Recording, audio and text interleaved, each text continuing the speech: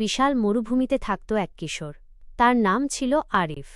চারদিকে শুধু বালি, গরম হাওয়া আর গভীর নীরবতা।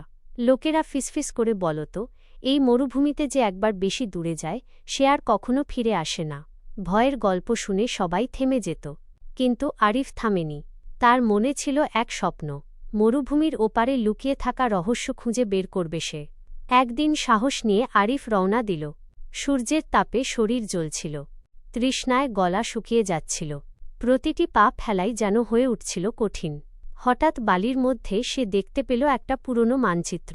মানচিত্রের মাঝে আঁকা ছিল একটি নীল চিহ্ন। সেই চিহ্নেই জ্বলে উঠল তার আশা। আরিফ বুঝল, এটাই হয়তো তার পথ।